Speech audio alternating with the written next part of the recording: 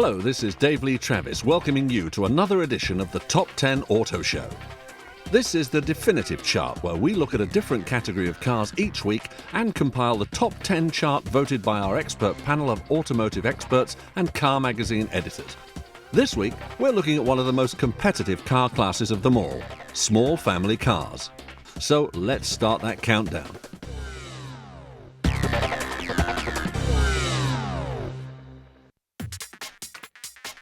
In at number 10 this year is Sweden's Volvo S40.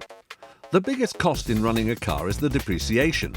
Anyone looking at buying a brand new Volvo S40 would be shocked to see the second-hand prices of this car. The S40 doesn't really keep its value well, which is a mystery really, because it's a good-looking, well-equipped car which provides a sensible alternative to the mainstream small family cars which are available. When a car is the choice of parents, safety has to come up high on their list of priorities, and with Volvo's reputation as the automotive king of safety, a Volvo would seem to be a sensible choice. The styling may be a little bland, there could be a little more room in the rear cabin, but these are small complaints compared to the long list of standard equipment and the huge amount of practicality that the Volvo S40 offers. As long as you can live with that depreciation and the fact that the servicing and the parts bill will be a little bit bigger over your ownership of the car, this could be a good choice for you and your family. Let's take a look at the specifications.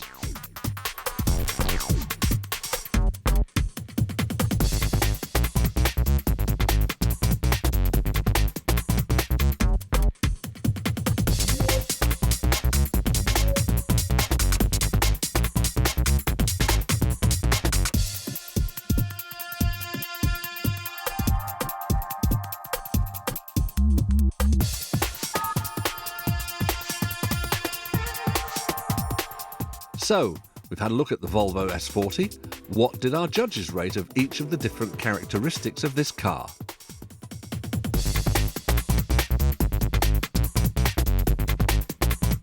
So the Volvo S40, the Swedish entry at number 10 in our chart with an average percentage of 53.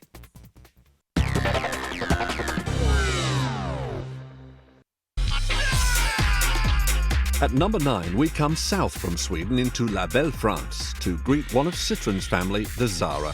Here's another car which hasn't got fantastic residual values, but the bonus is Citroen seem to be having incredible offers on their new cars. And if you have the gift of the gab as well, you may be able to negotiate an even better deal. Citroen still haven't been able to crack the quality problem, and annoying niggles like loose trims and the odd rattle can be really annoying after a while. The actual reliability of the car itself you'd have no problem with, and what you get for your money is a pretty spacious car with decent legroom all round. One thing we would say is to get the biggest engine you can afford, because the bottom of the range 1.4 engine really does struggle with a full load. So let's take a look at those specifications.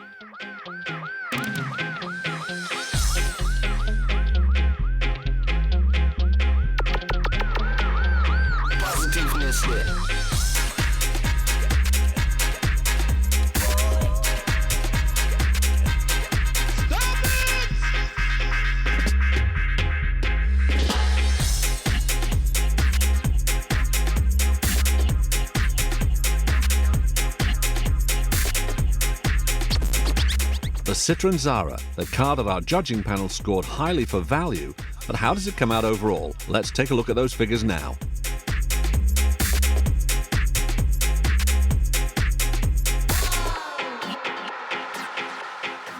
The Citroen Xsara at number 9 in our top 10 chart of small family cars with an average percentage of 60.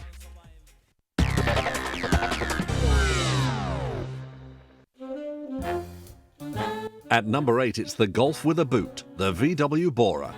The booted variant of the legendary Golf has never been that popular with buyers, no matter how many different names they seem to give this car. Jetta, Vento, Bora. This type has never been as popular as the hatchback original.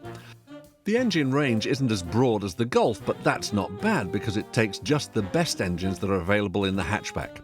The 1.6-litre petrol engine is very perky and will give you more than enough performance to enjoy this car. The Bora has decent luggage space, but because it's based on the Golf, the rear passenger space is a little bit limited. Being a Volkswagen, the quality of the fit and finish is absolutely superb, with an attractive, easy-to-use set of controls and an attractive dashboard, which glows that famous incandescent blue at night, of course. So, let's take a look at the specifications.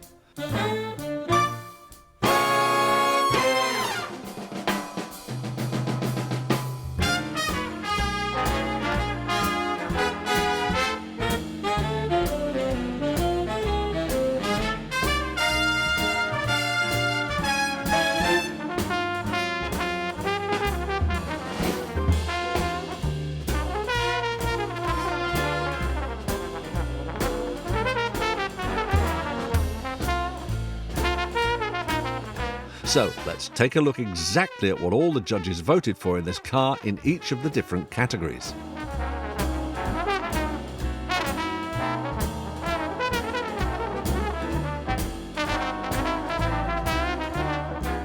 With an average percentage of 61, the VW Bora takes 8th place.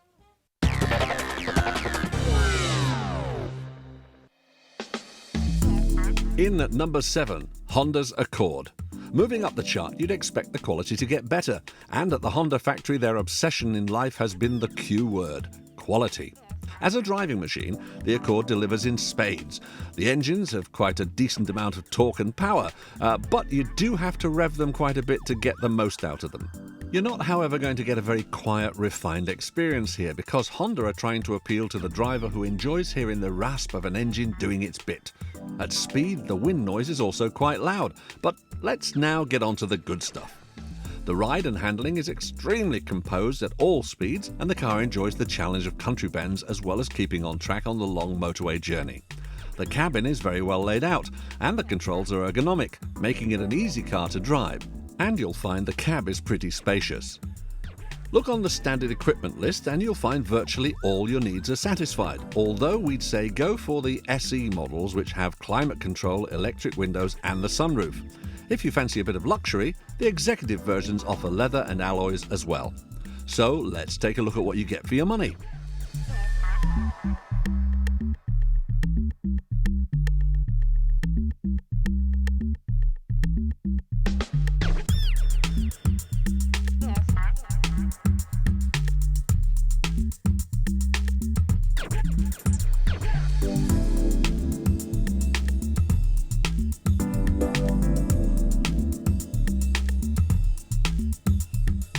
So what has made the Honda number 7? Let's take a look at what the judges gave in each category.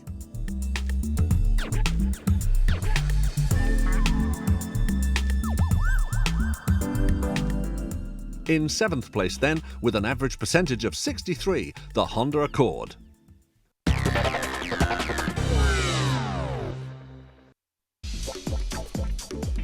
At number 6 this year is the Toyota Corolla. This car seems to have been around forever, but this latest version is the very first to have been designed and engineered in Europe. The tastes and needs of Europeans are far different than those in Japan, and so that's why our version will look much different from those that you'll see on the streets of Tokyo. Unfortunately, it looks like the bosses at the Japanese head office have blocked any attempts for us Europeans to put any flair in the styling of this car, so it looks a little bit bland. But if you don't mind the anonymous looks, the Toyota Corolla is an extremely strong package. Toyotas have always been reliable, and it looks like the new Corolla won't disappoint in this area either.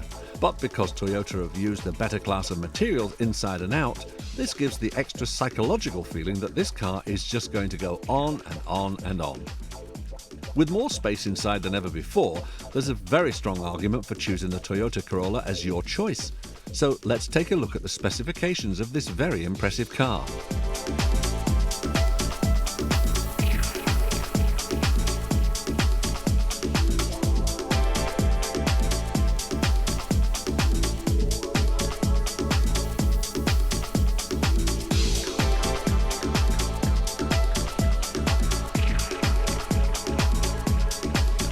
The Toyota Corolla. Let's take a look now at our judges' choice in each category.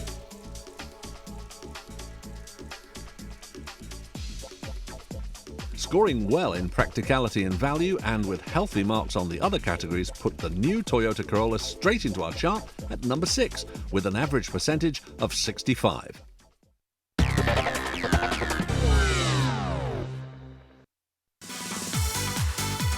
Just making the top 5 small family cars this year is another Honda, this time the Civic. Now, if you have a small family and you're loath to get rid of your beloved Peugeot 205 or Hot Saxo simply because you really enjoy thrashing the life out of your small sporty machine, well, don't think that you have to say goodbye to driving pleasure simply because you need a larger vehicle. Those nice people at Honda understand the way you feel, and that's why the Civic offers great fun on the road, as well as the practicality you need to take your family around with all their clutter. It really is a very cleverly designed car, and when we get to the scoreboard, you'll see how high the judges have marked the Civic for its practicality. The bar has been set higher in the standards for internal space. There's enormous head and legroom in the front and in the back of the car, and what's more, it's easy to get in and out. Maybe that's important if you have tall or elderly passengers. Plus, this is a car built to last, so congratulations to all the Honda staff at the Swindon factory where this is created. You've got a very solid new baby here. Let's take a look at the specifications.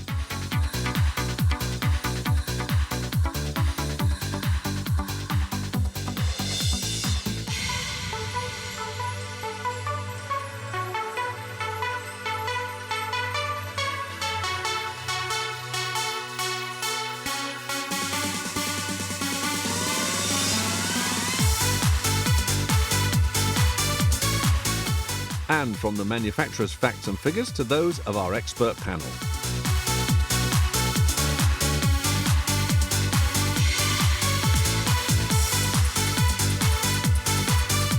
The new Honda Civic, straight in at number 5.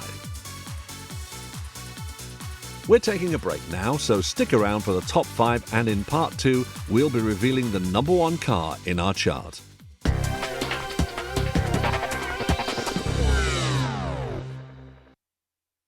Welcome back to the Top 10 Auto Show with me, Dave Lee Travis. This week, we're looking at the top 10 small family cars.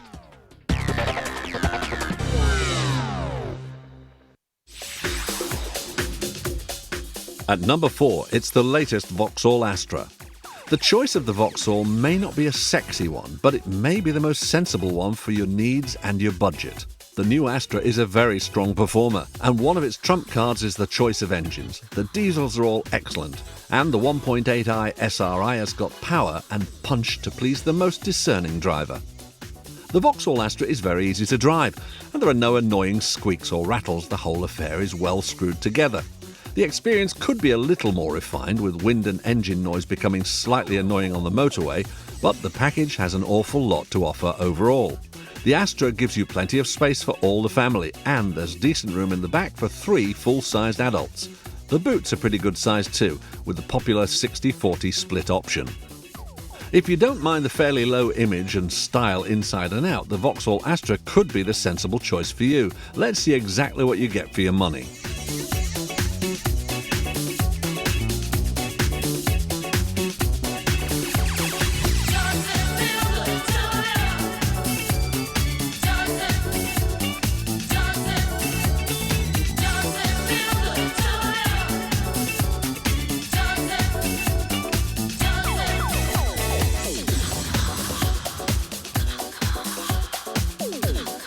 The Vauxhall Astra. So what did the judges think? Let's look at their marks for each category.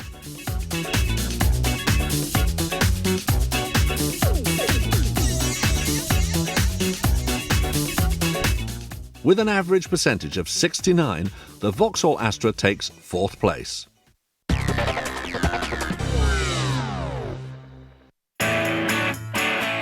In 3rd place for our chart is the all-wheel drive Subaru Impreza. Okay, you can get back on your chair now. Now, I'm sure I haven't shocked you that much by announcing the Subaru at number 3, but it isn't exactly an obvious choice as a small family car. But think about it a bit, and suddenly you may find it's on your shortlist. All Subarus have permanent 4-wheel drive, which makes these cars an ideal choice for drivers in rural areas. You'll pay a little more for servicing and in fuel economy, but the extra security while you're driving makes up for this. The looks of the Subaru may not be to everybody's taste, but it could be a deliberate effort by the designers to give an understated image to the outside world, disguising the power and performance within. As a driver, you'll really enjoy the ride and handling of this machine, with plenty of grip. The car is well built with fairly durable interior trim. It's a shame that the quality of plastics disappoint. If in your family you have quite large people, you may find a bit of a squeeze inside the Subaru, and on long journeys with a bit of luggage you'll really find it very tight. But the performance and the kudos of owning a Subaru may outweigh these factors. Let's take a look at what you get for your cash.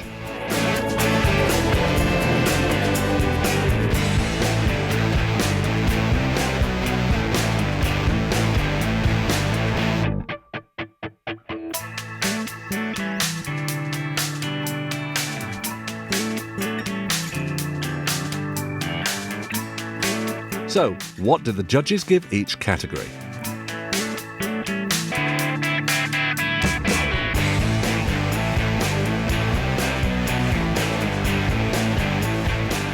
Performing strongly in all areas, the Subaru at number 3.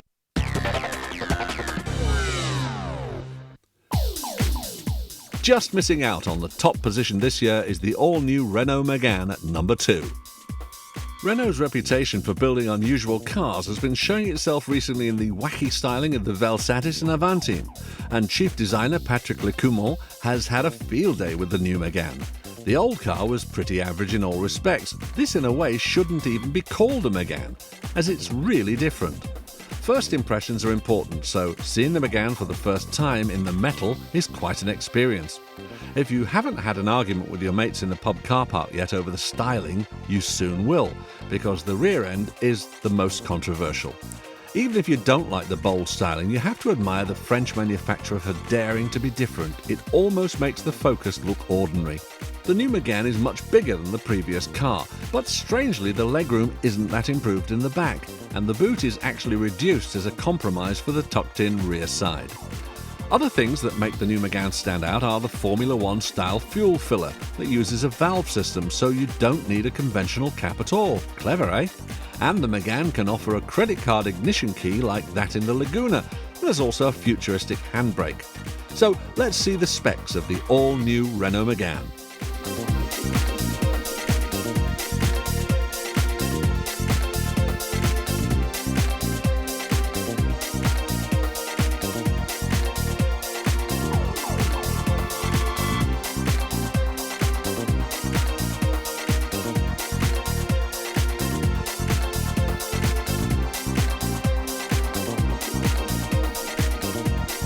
It's certainly different, but how did our expert panel score them again?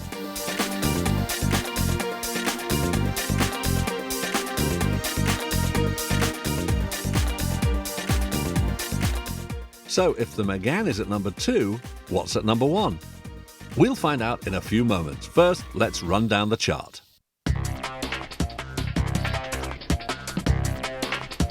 In at number 10 is Volvo's S40. At number 9 this year is the Citroen Xsara. This year's 8th place is taken by the VW Bora. At number 7 is the Honda Accord. 6th place this year goes to the Toyota Corolla. Just making the top 5 is another Honda, this time it's the Civic. In at number 4 is Vauxhall's Astra. This year's number 3 is the Subaru Impreza, and at number 2 is the futuristic Renault Megane.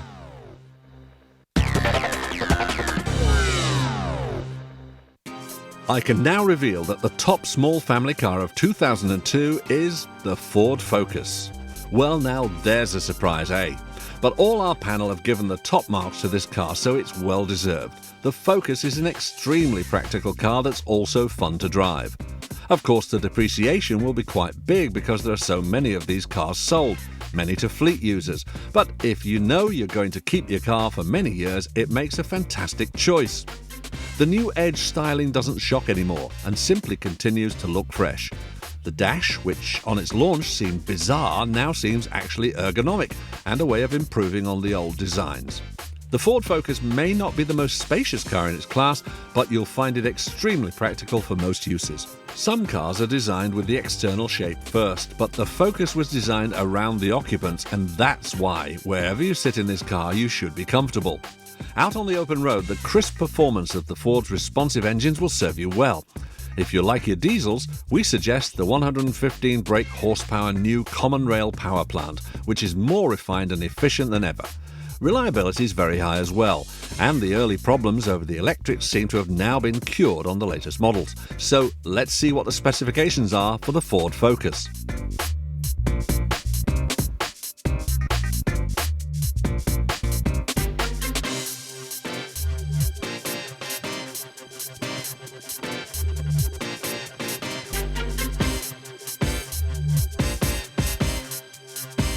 To see exactly why the Ford Focus is the top small family car of 2002, let's see the scores that the Men & Motors panel gave the car in each category.